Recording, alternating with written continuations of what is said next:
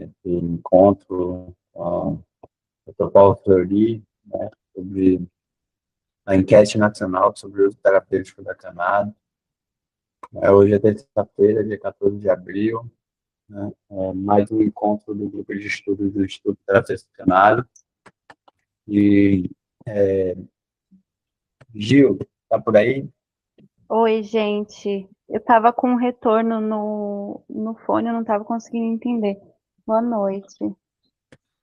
Boa noite.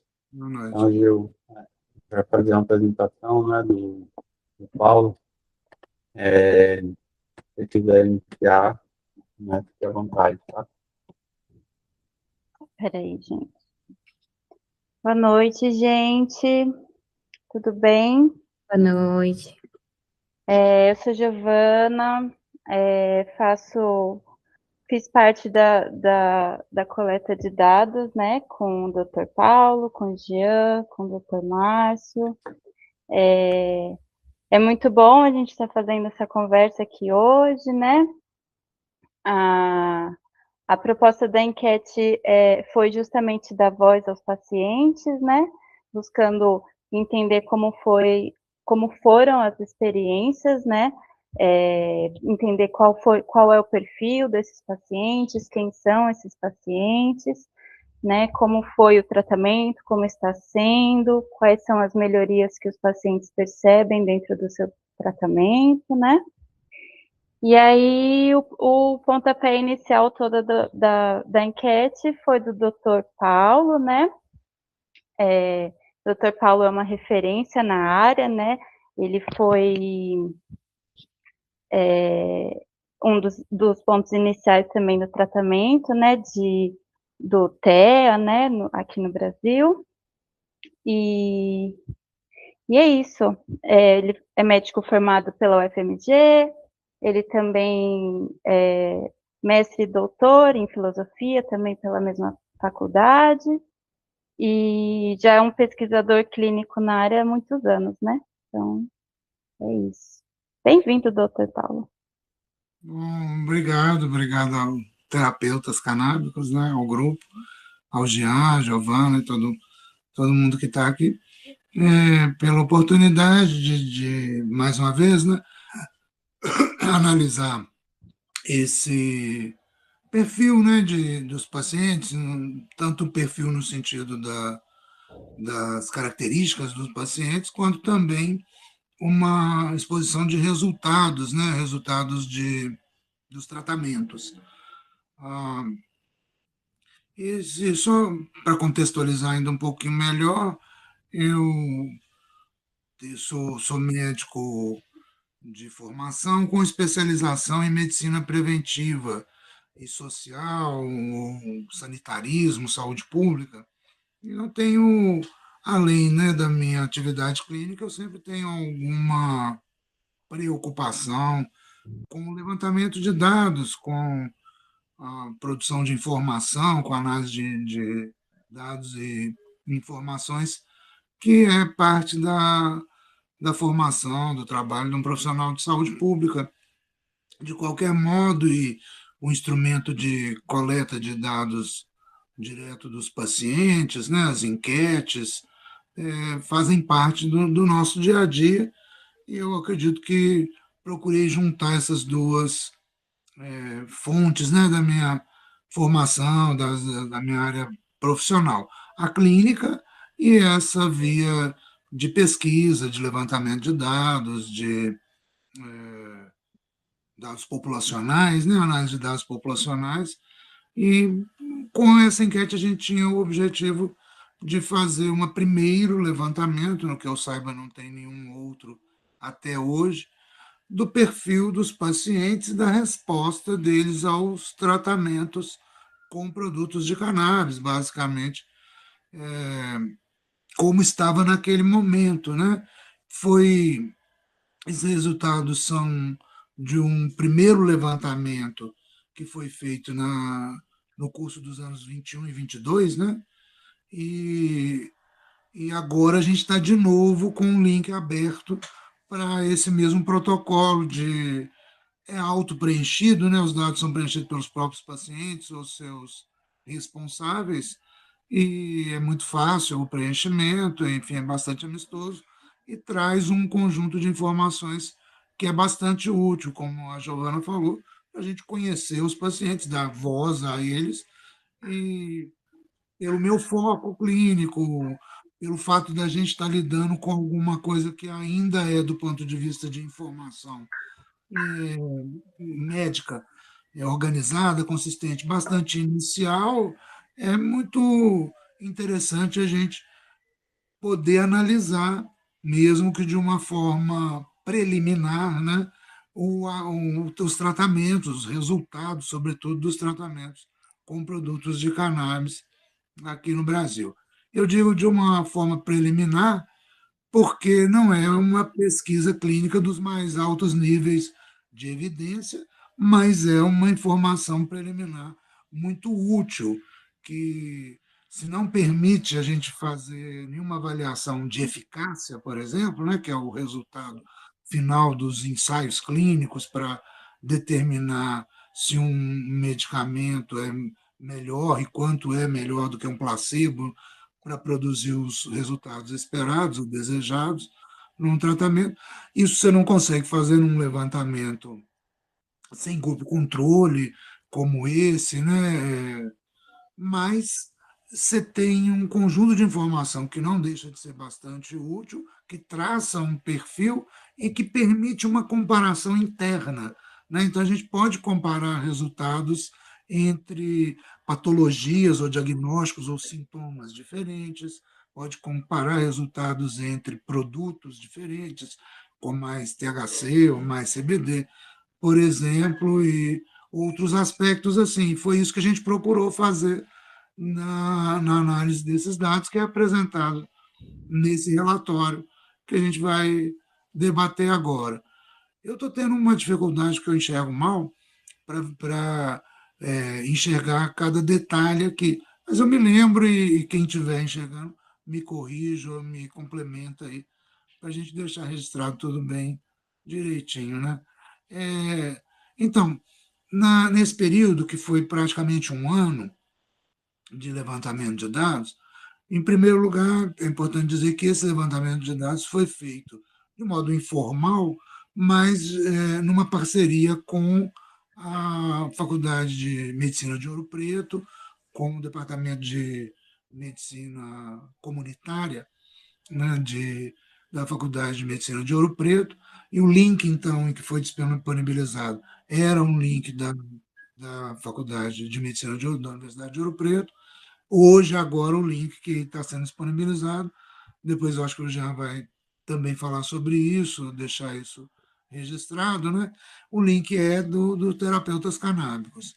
É, foi informalmente feito assim, apesar de ser uma parceria com a universidade, porque não passou por nenhum comitê de ética de pesquisa, e para nós tem a validade, independente disso, de um levantamento com alguma consistência, né, um bom número de pacientes, que permite, como eu disse, uma primeira visualização do perfil desses pacientes, e que, pelo que eu saiba, não tem nenhuma outra até agora, então é a única que a gente tem para nos pautar sobre quem são esses pacientes, quais são as suas características em termos de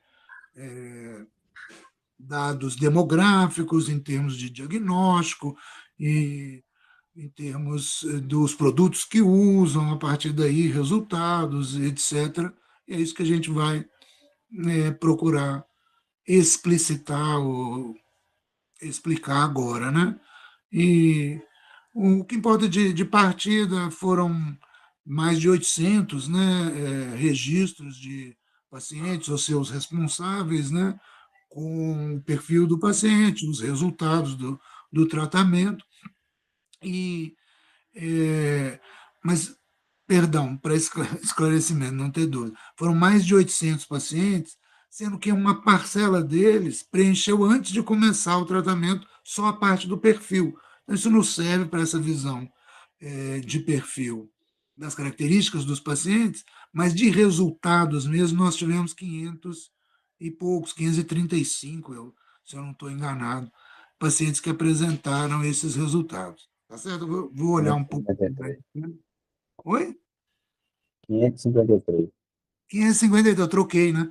Falei 535, exatamente. Agora, 565 553. pessoas E aí? preencheram total. Oi? O que você disse? 865 pessoas preencheram, 553 pessoas já em uso terapêutico, Agora eu né? consegui aumentar. 312 ainda não tinham concluído. Eu consegui aumentar na tela, vai ficar. Iniciado. Exatamente. É isso, 553 estavam em tratamento. E a idade máxima foi 103 anos, a idade mínima foi um dia, e a média foi de 36 36 anos. anos.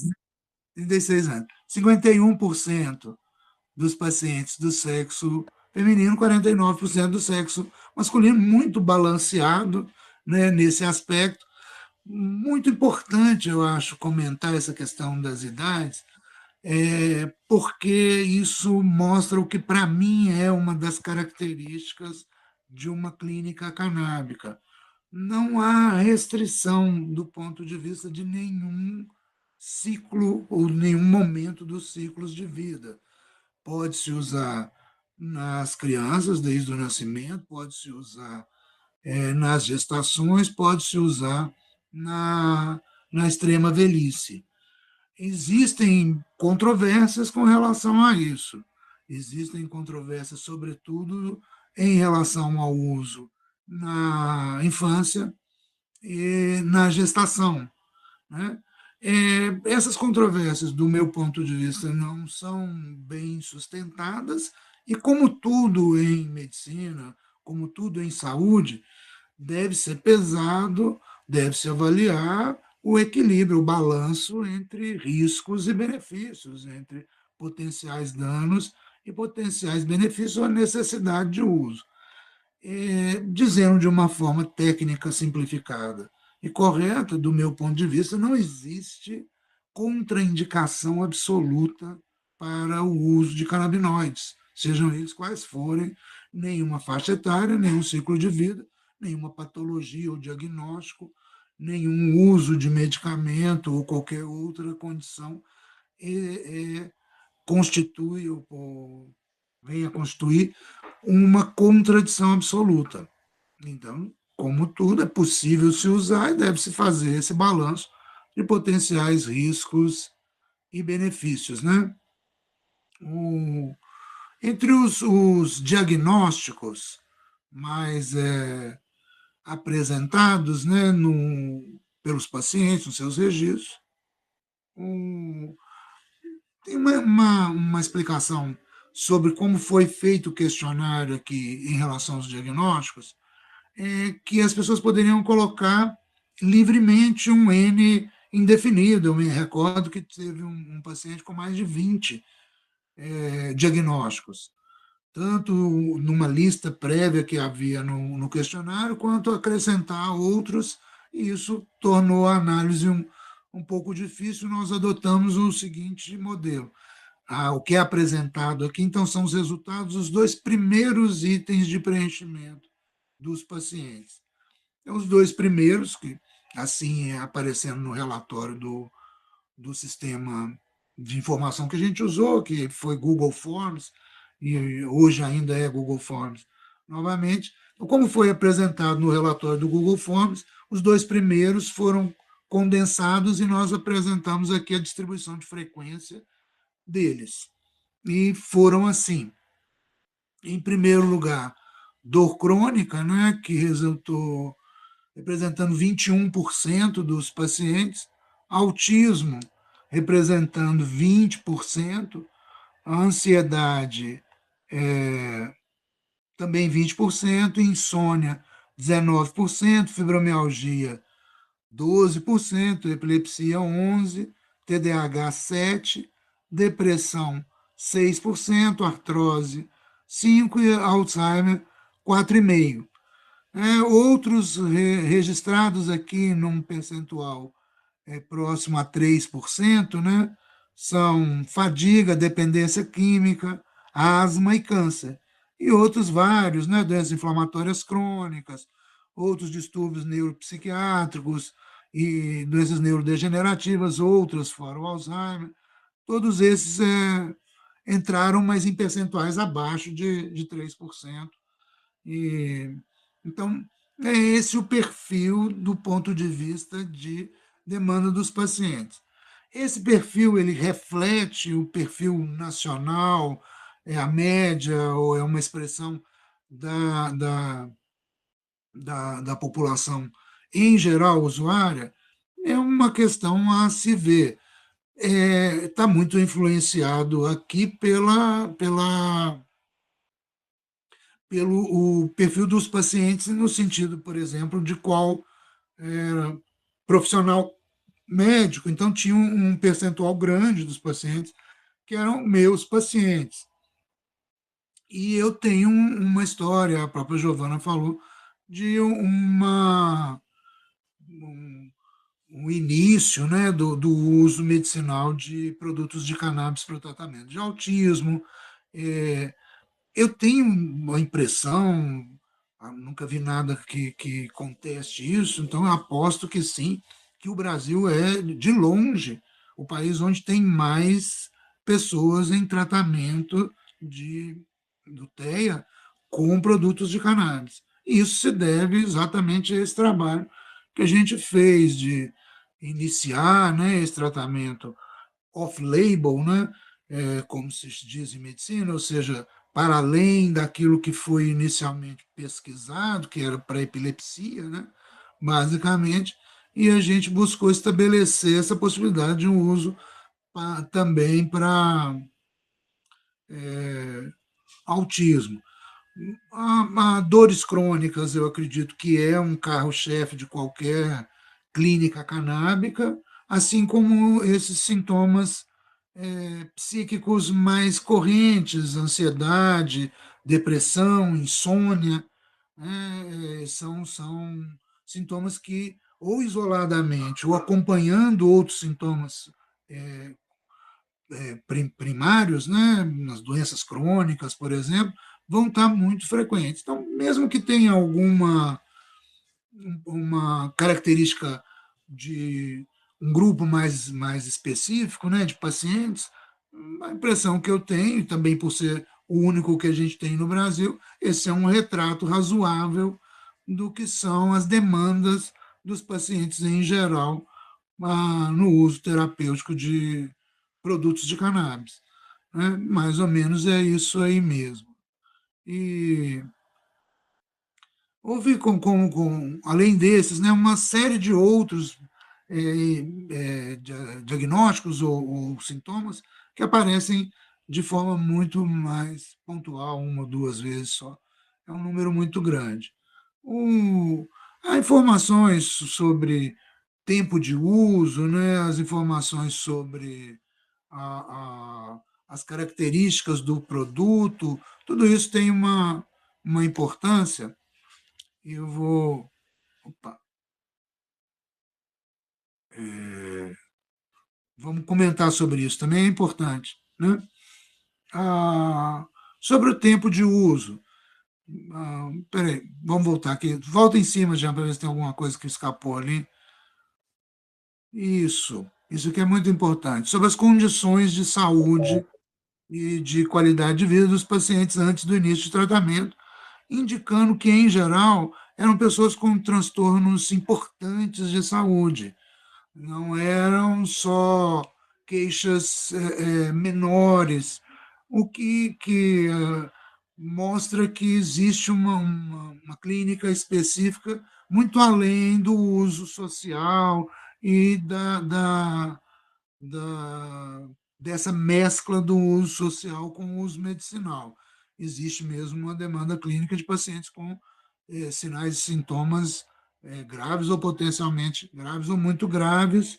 E você vê, por exemplo, 67% dos pacientes, os sujeitos, né, consideravam a qualidade de vida ruim ou muito ruim.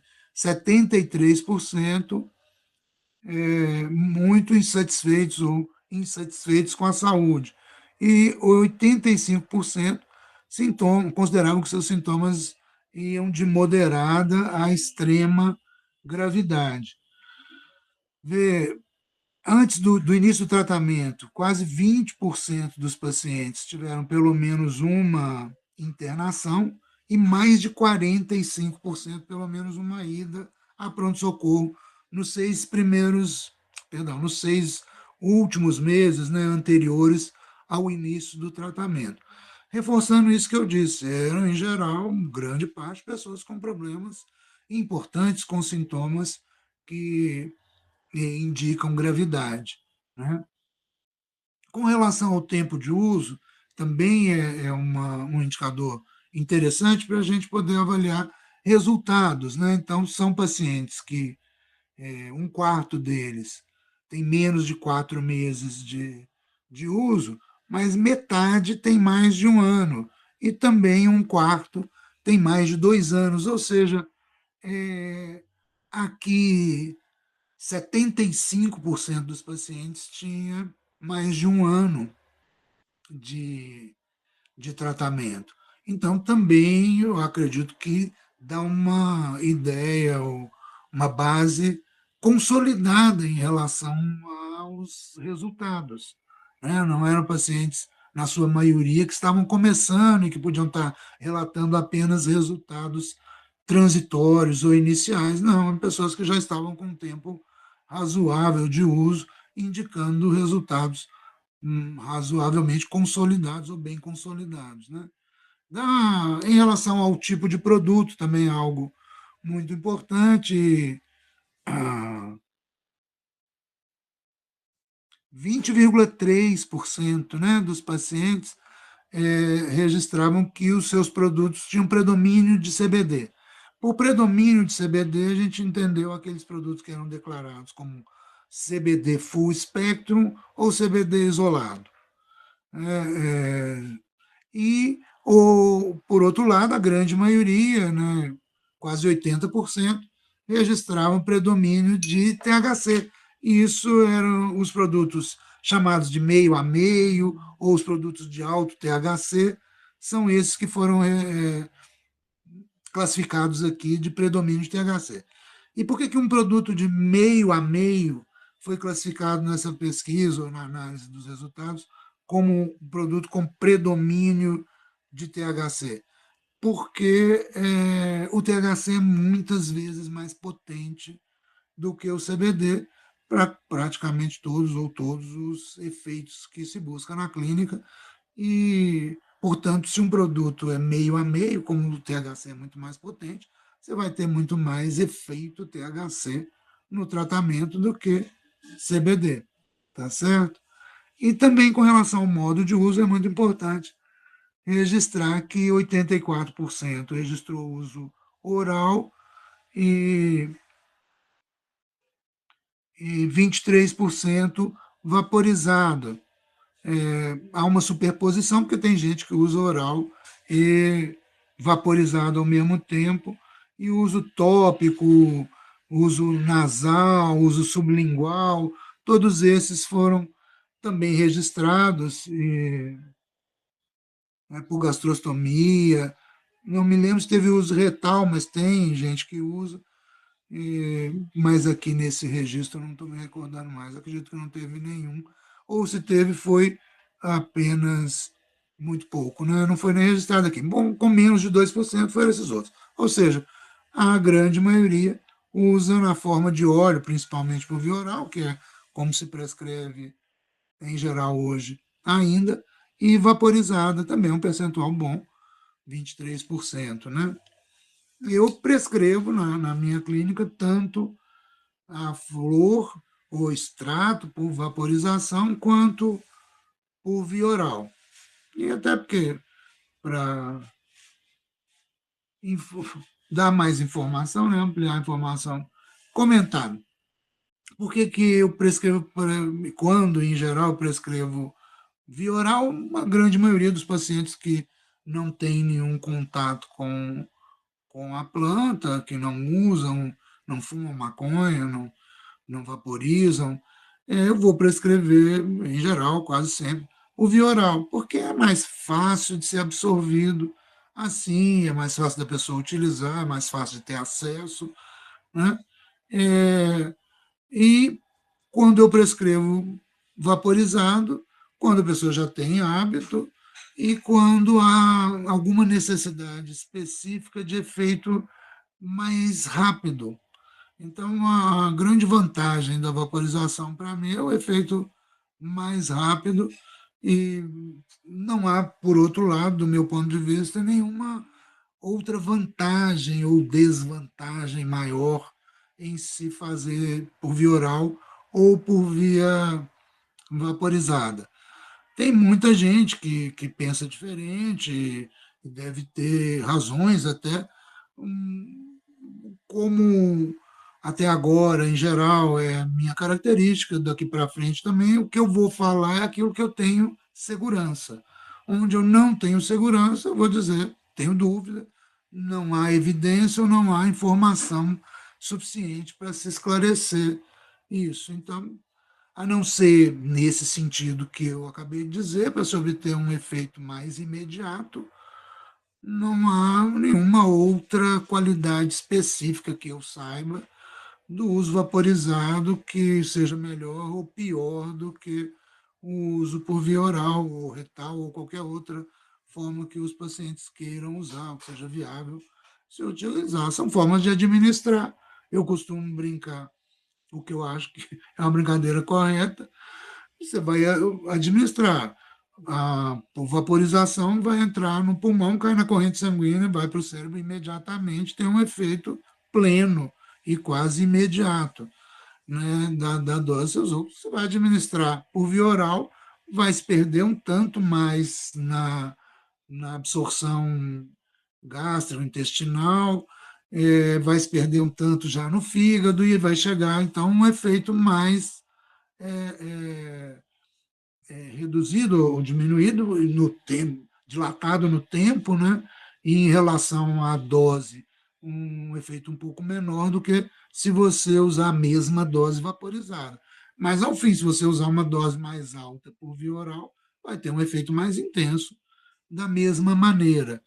E no final das contas, vai ser absorvido e, por exemplo, vai chegar no receptor CB1 no cérebro, e o CB1 não pergunta para o THC ou para o CBD que está chegando lá se ele veio do pulmão ou se ele veio do intestino. Ele é um THC, é um CBD, vão atuar ali do mesmo modo. Então, talvez hajam diferenças específicas, né, que eu ainda desconheço, para o uso terapêutico de um e de outro, mas, em linhas gerais, tudo, do meu ponto de vista, que se pode tratar com algo por via oral, se pode tratar com vaporização e vice-versa, né? A não ser condições específicas que requeram uma coisa ou outra. Então, eu prescrevo indiferentemente, mas a grande maioria dos pacientes vai usar na forma oral, porque é a forma como é difundida socialmente, de mais fácil acesso, de mais fácil difusão, de mais fácil aceitação, né? Ok?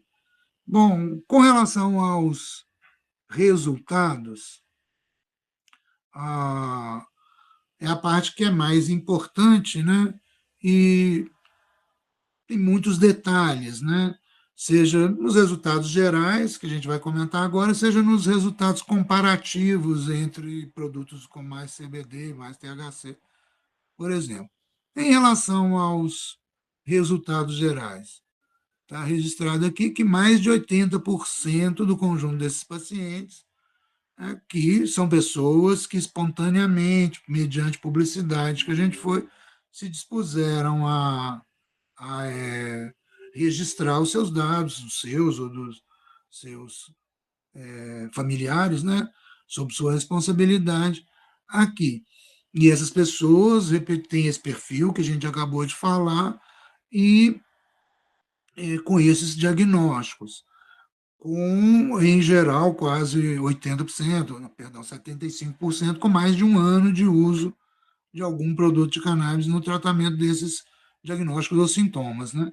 E 80% tiveram percepção de melhora ou de melhora acentuada em sua saúde, em sua qualidade de vida e em relação ao sintoma principal que fez buscar o tratamento. Então, Mais de neste. 70%.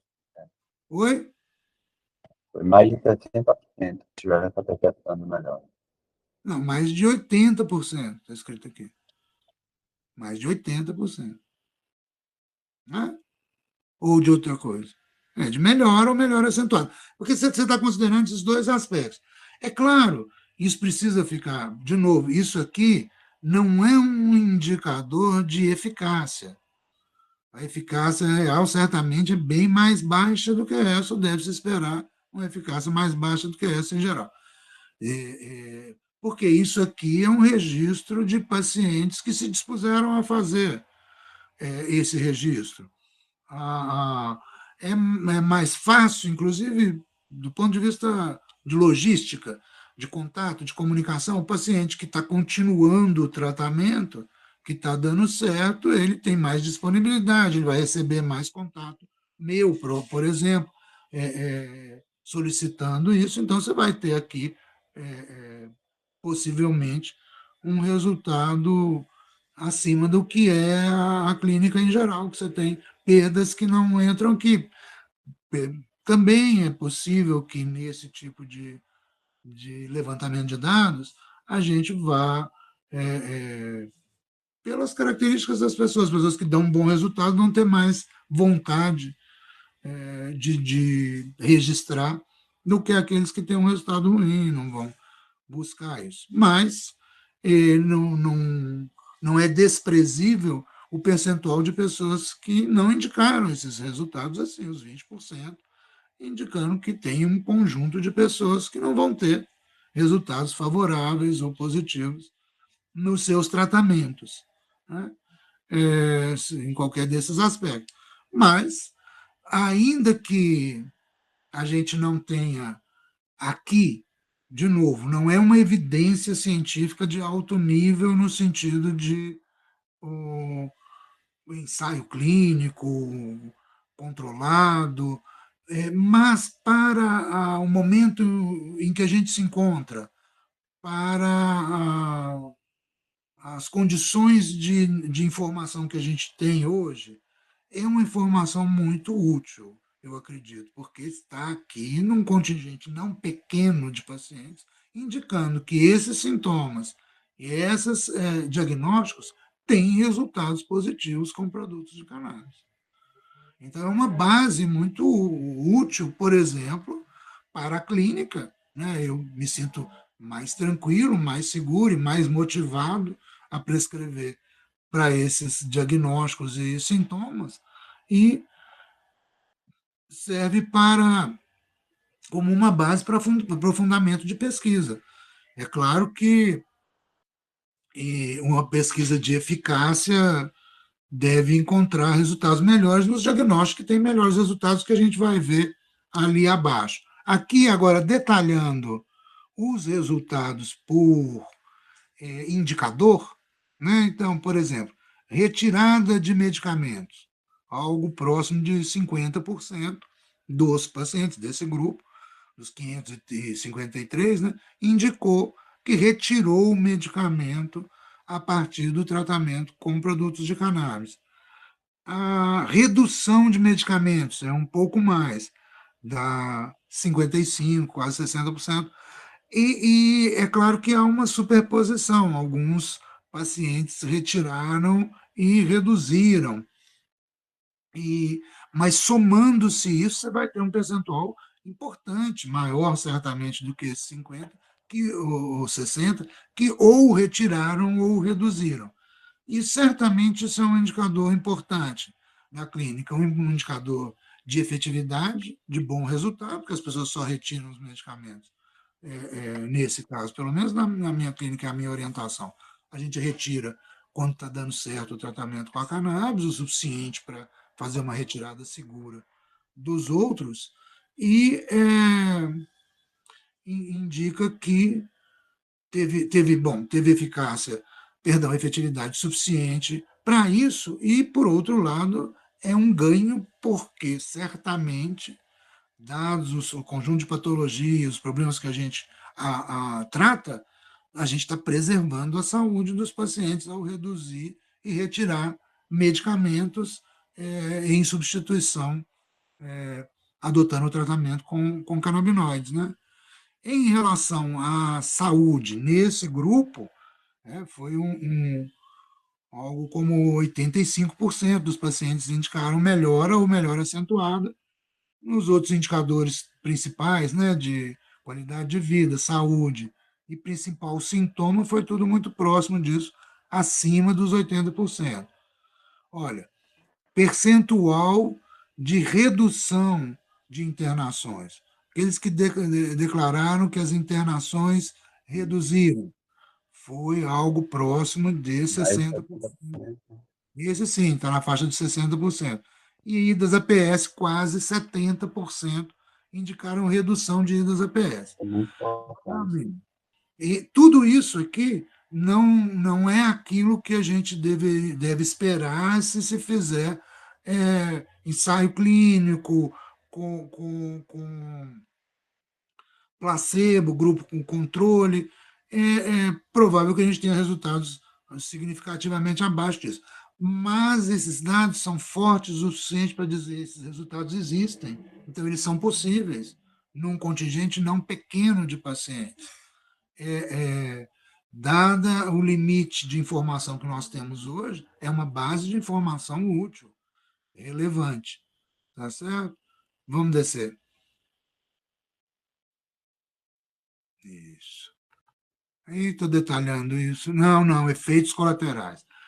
Essa parte, por si, ela isoladamente retém uma relevância ainda maior, porque ainda que, novamente, não seja um ensaio clínico, não tenha o controle de placebo, é muito importante para todos nós que estamos trabalhando esse registro dado espontaneamente pelos pacientes dos efeitos colaterais que eles sentiram ou acreditam ter sentido em função, ou a partir do início, pelo menos, do uso dos produtos de cannabis. Então, vamos detalhar isso, que isso é muito importante. Quase 35% registrou algum efeito colateral. Então, não é uma coisa rara ou ausente. O que é importante dizer, desde logo, é que são efeitos colaterais menores, que nenhum nesse levantamento indicou um risco mais grave do ponto de vista da saúde orgânica, sobretudo, né? Nenhum risco relevante nesse aspecto, do ponto de vista também da cronicidade ou da doença, do adoecer. Nenhum indicativo aqui de que se criou alguma doença crônica em nenhum paciente com o uso dos produtos de cannabis. Então, nós tivemos sintomas agudos, com uma frequência passageiros, e, no entanto, importantes e que têm que ser considerados. Né? Em relação às faixas etárias, a gente verificou que entre os menores de 5 anos, a gente tem uma frequência de efeitos colaterais maior, né, do que a média, 45%. Então, em crianças, você vai aparecer isso mais, talvez pelas características das crianças, talvez por uma questão de dosagem, de adequação de dosagem, que a gente ainda estava e continua, né, aprendendo, que é um aprendizado contínuo isso, e muito menor, né, do que nos mais idosos, indicando também uma tranquilidade, uma segurança de uso nesse sentido, desses efeitos colaterais, maior nas faixas etárias maiores.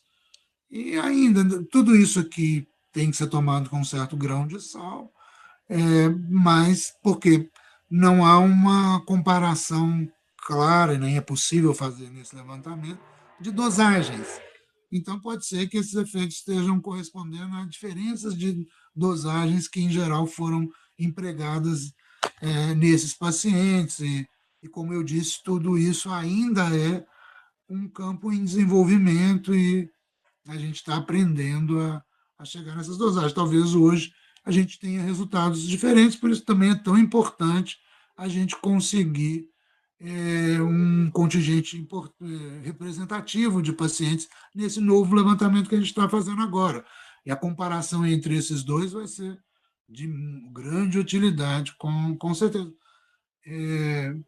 Então, um dos objetivos, né, hoje dessa nossa conversa aqui, com certeza, é, dentro do possível, divulgar esse novo link para que a gente consiga um bom grupo de pacientes, a gente possa ter essa ideia. Com relação aos efeitos colaterais, a sonolência foi o mais referido, 20% dos pacientes, e alterações psicossensoriais, várias, né, sendo a zonzeira a mais frequente, a ansiedade tem uma frequência importante, mas em conjunto, todos esses, retirando a sonolência, em conjunto, todas as alterações psicossensoriais foram presentes em 6% dos pacientes, sendo, repetindo, zonzeira e ansiedade os mais frequentes. Ok? E sensação de boca seca, referida por 4% dos respondentes, e alterações de trânsito intestinal por 2% dos pacientes. Em geral, as alterações são de mais de diarreia, né? E mais do que de constipação. Mas não está descartado também esse efeito de constipação, eventualmente em um contingente pequeno de pacientes. Há vários outros, né, com frequência menor, o aumento de apetite, que é tão falado na mídia, na clínica ele não aparece com frequência grande, não, pelo menos não nesse levantamento, na minha clínica em geral, não vejo assim. Queda de pressão, aumento de pressão,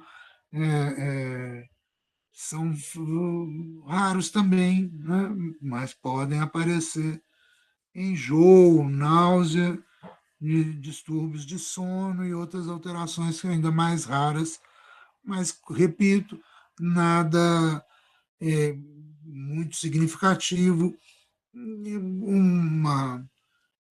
Acho que é uma informação útil, né, nesse momento, pelo menos eu, na minha clínica, muito raro, eu não sou capaz de lembrar, talvez um, dois, tem estou indo para 15 anos, 14 anos, né, que eu estou nessa clínica, que eu me recorde por efeito colateral, depois de um início, né, depois de eu ter ganhado alguma experiência nos tratamentos, que tenha que interromper, está nessa faixa aí. Um, dois, não tem mais que 10 casos, mais que 5 que eu me recorde, que eu tenho interrompido o tratamento por efeitos colaterais. E com certeza eu atendi alguns, vários milhares de pacientes.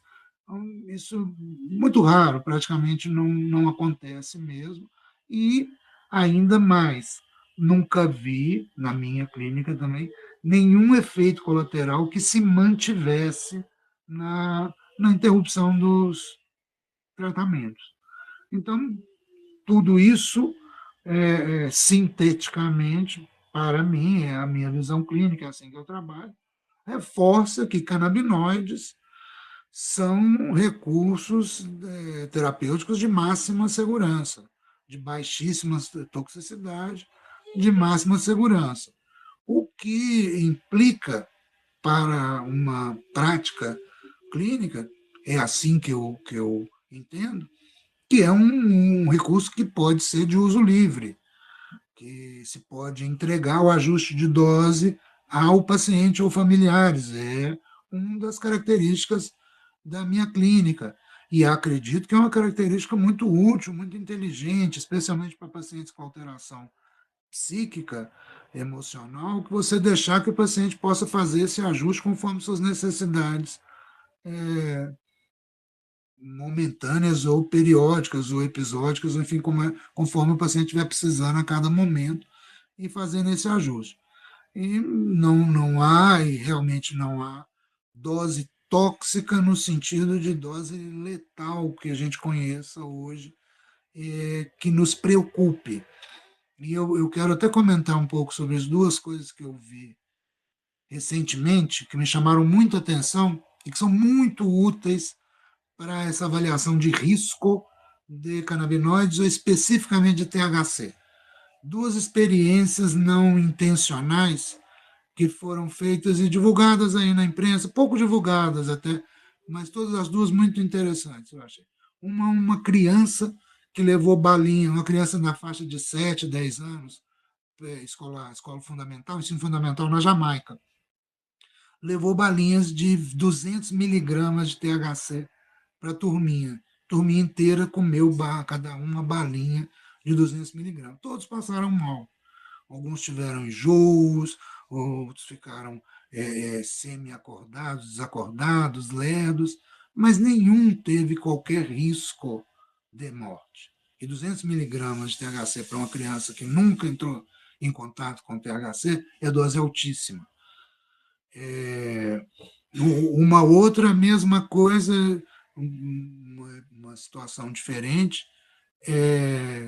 de uma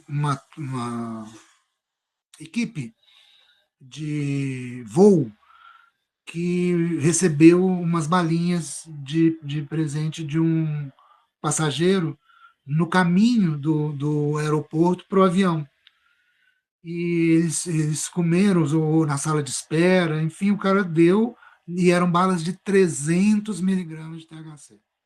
Era muito alto, algumas pessoas entraram em confusão mental, com características paranoides, feitos ruins, né? E é óbvio que isto é inteligível. Também isso, para quem não usa, pego de surpresa, no momento de trabalho, tomar 300 miligramas de THC, a pessoa perde a coordenação mental, de pensamento, perde coordenação motora, as pessoas não conseguiram voar. Mas ninguém passou mal em termos de risco à saúde e à vida. Risco de morte, isso não existe. As pessoas vão passar mal, vão ter alterações psíquicas, algumas pessoas vão vomitar. São esses os efeitos. E, ao fim, em geral, todo mundo vai dormir e, ao acordar depois adiante, assim.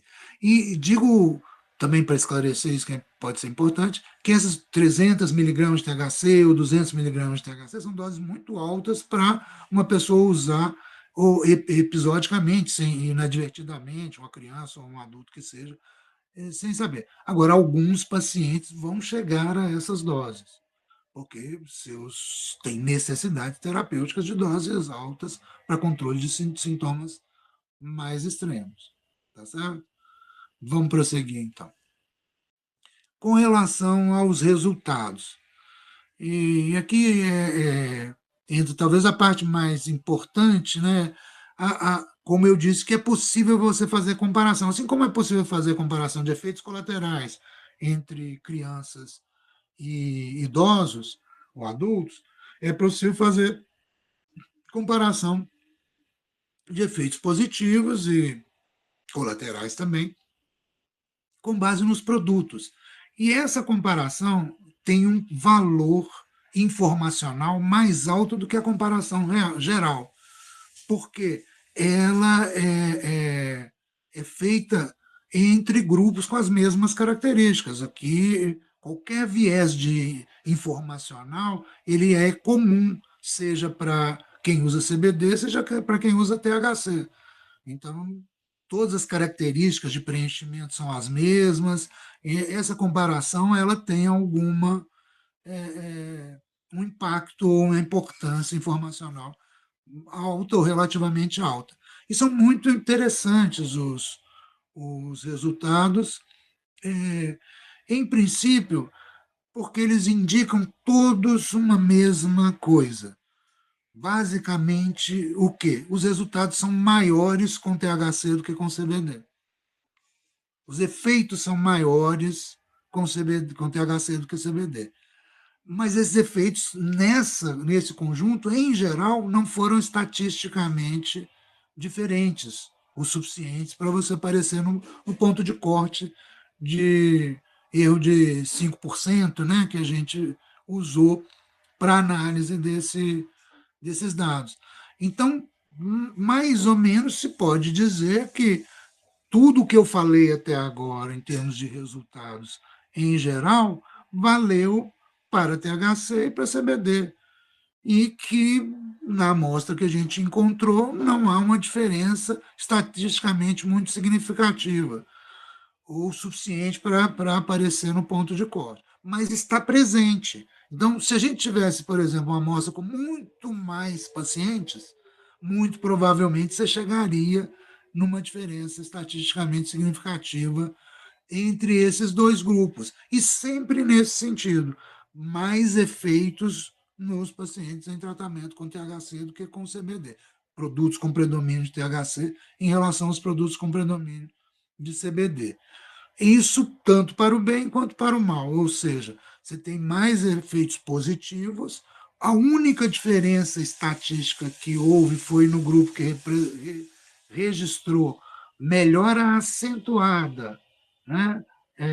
Ou no registro de melhora acentuada em relação à saúde, que no caso dos usuários de THC foi estatisticamente maior, significativamente maior, ou estatisticamente maior do que nos usuários de CBD.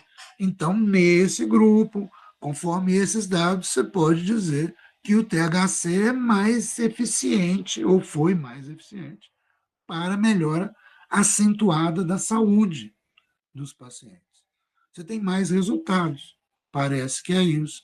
E os outros todos foram estatisticamente não significativos, mas estavam presentes sempre, vou repetir, os resultados um pouco mais com THC. Também a presença de efeitos colaterais, um pouco mais com THC, mas com as mesmas características.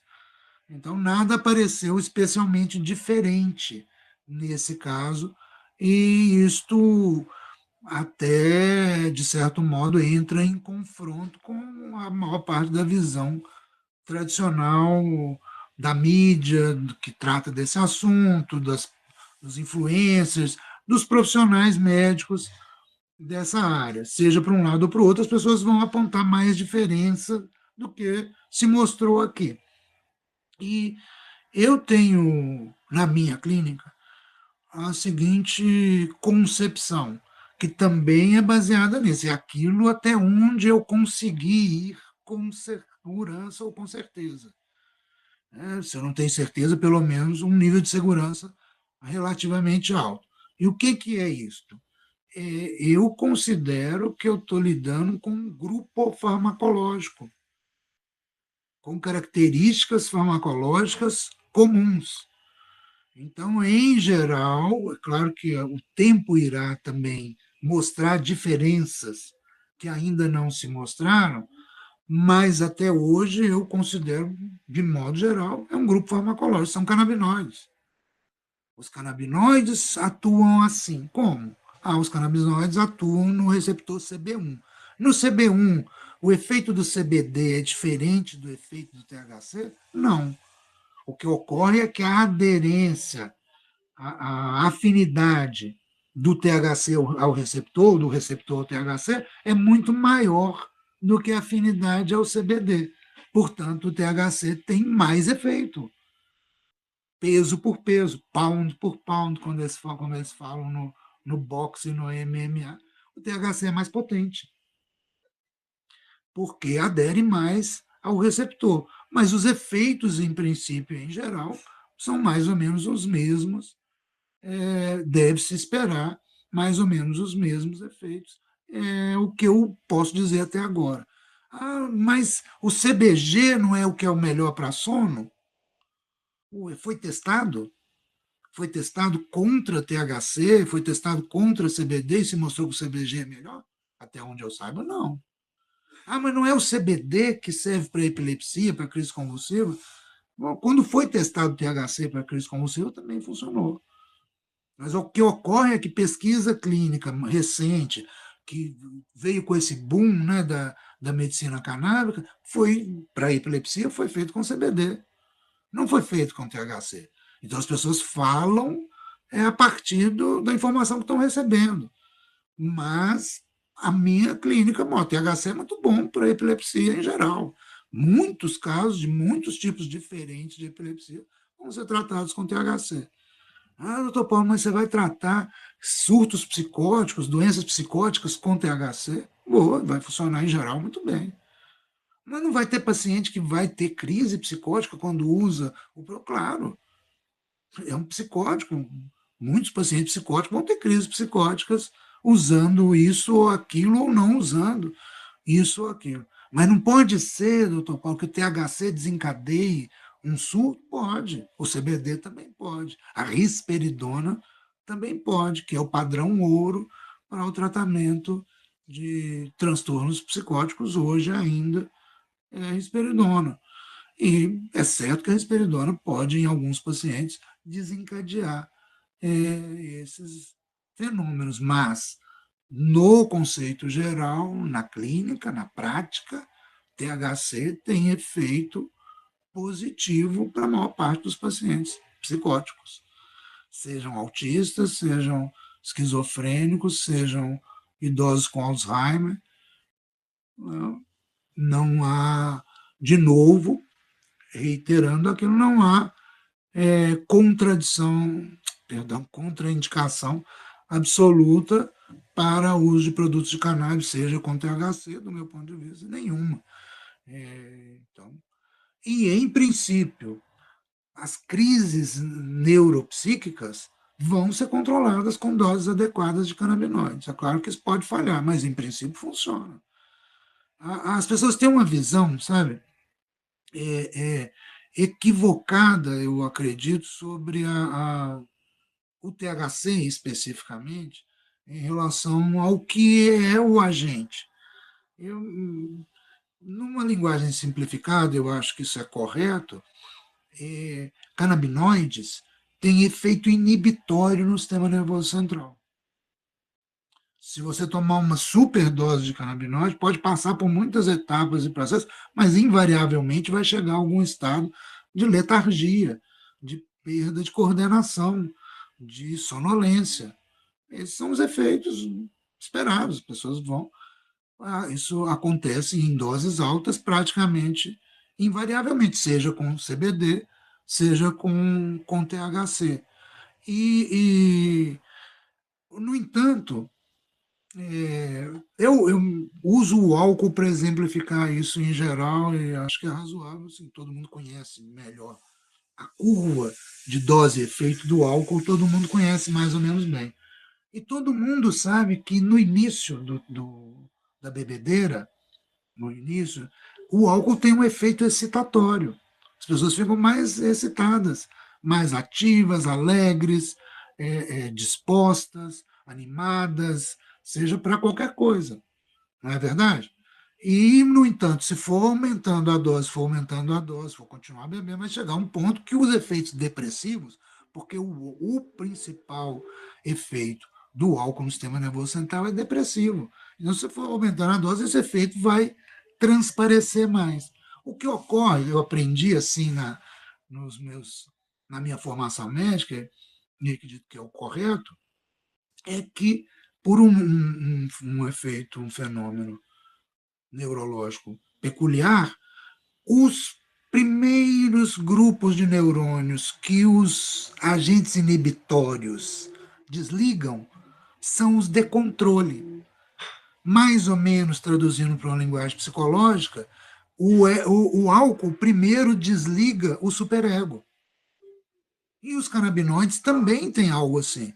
Então, os canabinoides vão ter, o THC vai ter um efeito euforizante e, eventualmente, excitatório nesse momento, porque desliga aqueles mecanismos de controle psíquico ou neuropsíquico, assim como o álcool. Então, você tem um período euforizante, eventualmente. É comum, quando as pessoas estão começando a fumar maconha, rir muito, todas essas coisas desse tipo. Tem gente que tem estímulo à sexualidade, todos esses são efeitos que podem aparecer desse modo. Agora, do ponto de vista clínico, A gente não pode confundir isso com uma característica. Não, nunca, nunca você vai ter as características de um agente neuroquímico excitatório igual a cocaína. A cocaína, se você for aumentando dose, ninguém vai apagar, a não ser no sentido que você vai ter crise convulsiva, você vai ter arritmia cardíaca, que são efeitos não só da cocaína, mas de outros que têm as características excitatórias. Os inibitórios, se vão chegar a uma overdose, eles vão chegar na overdose pelo efeito sedativo, ou seja, ao fim, leva a uma depressão do sistema nervoso central com parada respiratória e outros, parada cardiorrespiratória eventualmente. E isso não acontece com canabinoides, porque não tem receptor de canabinoide nos centros vitais de controle, nos centros de controle nervoso dos sinais vitais, né? dos sistemas vitais, da respiração, dos batimentos cardíacos. É por isso que não se tem a overdose com canabinoides, nesse sentido de risco de morte. Né? Entendeu? Você ia falar, Jean? Do bebê, tá falando, né? Tem esses receptores, então não vai desencadear um parada respiratória, uma parada cardíaca. Exato, não tem receptores no tronco, no bulbo, né? Onde você tem esses centros vitais. E é por isso que você nunca vai ter os efeitos finais da intoxicação por opiáceos ou da intoxicação por álcool, que são efeitos depressivos do sistema nervoso central. Se tivesse lá, teria também, porque ao fim o efeito predominante dos canabinoides é inibitório, né? Ainda que com suas peculiaridades, né? É isso. Então, essa ideia, né, de que o THC é excitatório, deixa as pessoas agitadas e vai ter crise, tudo isso aí não tem base farmacológica ou neurofarmacológica, eu acredito, e não corresponde à clínica. Ainda que você vai ter, a clínica, esse estudo mostra, você vai ter mais efeitos colaterais em pessoas usando THC em geral, inclusive porque, peso por peso, vão estar usando mais canabinoides. Você vai ter mais efeitos usando THC em geral. É isso. Agora, em relação aos diagnósticos, que é outro aspecto importante, e como eu falei, é um aspecto, por exemplo, muito útil para uma indicação de sequência de pesquisa. A gente tem alguns grupos de resultados muito impressionantemente positivos nesse levantamento, indicando que seriam grupos. Se eu quero fazer ensaios clínicos e comprovar a eficácia, esses aqui que estão em primeiro lugar devem ser os que a gente vai procurar, porque são aqueles que têm mais chance da gente encontrar esses melhores resultados. Né? E que aqui os primeiros, você vê, olha, doença inflamatória crônica, dependência química, fibromialgia, dor crônica. Esses três primeiros estão acima de 80%, né? Fibromialgia, dependência química e doença inflamatória crônica.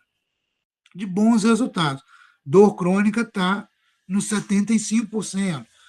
De novo, isso não é eficácia, não é uma taxa, não foi testado contra um placebo, etc.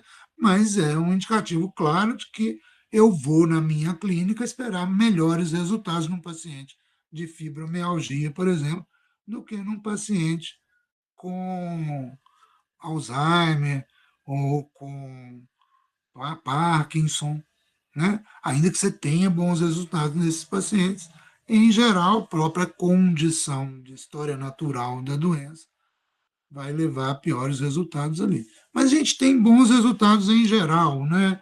nesse levantamento. Então, está aqui tudo na faixa dos 70% ainda autismo, até autismo, né? Na faixa dos 65%, ansiedade, e neuropatias. Nos casos do câncer, não é que curou o câncer, mas teve bons resultados nos sinais e sintomas associados, dor crônica, náusea e vômitos e mal-estar na químio. Isso continua sendo uma demanda muito frequente de bons resultados, né? Mesmo aqueles que têm resultados com frequência menor, como eu falei, o Parkinson, o Alzheimer, os melhores, resultados são menos exuberantes, digamos, né? Porque, veja, num caso de Alzheimer ou num caso de Parkinson, você nunca vai esperar uma recuperação ao nível anterior à doença. E aqueles ganhos que se tem, ainda que sejam importantes e positivos, são percebidos pelo paciente como algo menos, e pelos acompanhantes, menos significativos do que, por exemplo, no caso dos sintomas de fibromialgia. E isso é razoável, né? Repito, não quer dizer que não esteja tendo resultados positivos e que não faça sentido se usar para todos esses pacientes. São todas taxas boas, né? Mesmo os mais baixos aqui, que está aqui, asma, né? Não é uma demanda frequente, né, na clínica, mas está entre as doenças inflamatórias que pode ter um resultado positivo e está aí na faixa dos 60%, né? Não é nada disso desprezível, apesar de todos os parênteses ou aspas que a gente falou para analisar esse resultado. Não é qualquer taxa populacional, mas indica para quem está começando esse levantamento que, olha, realmente dá para ter resultados positivos com produtos de THC, com produtos de CBD, para esse conjunto de transtorno aqui. Então, isso é uma base de sustentação razoável e está sendo usado assim por associações, etc., justamente para poder defender, sustentar essas prescrições, esse uso nesses casos aí. Ok? Eu acho que é isso, né? Em termos de dados, que há de. Dá aqui uma comparação, mas mais ou menos é isso que eu chamei a atenção. Você vai ter, é claro, melhora acentuada, é isso que eu disse, muito mais num paciente com fibromialgia do que num paciente com Alzheimer. Isso é da própria história. As limitações do Alzheimer já são muito maiores, e com fibromialgia, em alguns casos, a gente tem recuperação completa, né, total, do paciente, alívio de dor, dos sintomas depressivos ou quaisquer outros transtornos psíquicos que são associados, fadiga, né, insônia, é um ganho muito grande. Mas, ainda assim, se justifica, na minha visão, para todos esses diagnósticos ou sintomas. As pessoas estão usando, está funcionando e é correto. E a taxa de eficácia nesses doenças ou transtornos é baixa, né, em geral. Digo não dos canabinoides, mas dos medicamentos que se usa hoje. Então, mesmo que a gente tenha. Isso, às vezes eu penso assim, mesmo que a gente tivesse taxas de eficácia na faixa, por exemplo, de 10%, digamos, 10% dos autistas só é que realmente melhoram com canabinoide, melhoram mais do que usando os medicamentos. Então, isto já justifica testar com todos para achar esses 10%. Porque se pode usar associadamente, e esses 10 vão ter um recurso não tóxico para um uso de longo prazo, em comparação com medicamentos que, em geral, vão cobrar um custo muito alto para a saúde e a vida dessas pessoas. É isso aí. Acho que finalizamos em linhas gerais. Os dados são esses. Acho que a Francine quer falar alguma coisa. Legal, Paulo. Vamos abrir para perguntas aí, né? Então, falando para todo mundo que a enquete foi revisada, agora a gente tem 39 perguntas, tá? Uma enquete que saiu de mais de 100 perguntas para 39 perguntas, então foi bem enxugada, melhorada a forma de escrever, né? Para melhor entendimento das pessoas, né? Então, você pode preencher formulário mais de uma vez, né, registrando aí os resultados ao longo do seu tratamento, né.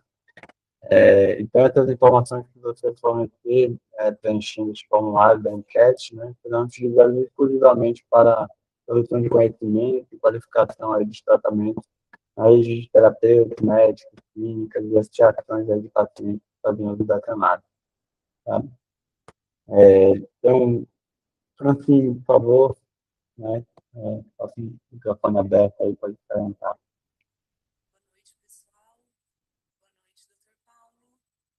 Obrigada. Não, me escuta? Acho que não estamos te ouvindo. A enquete está no nosso link da bio, no Instagram, né? linktree/terapeuta cannabis, 2N. Vocês acham facilmente. Não. Logo, logo vai estar no site.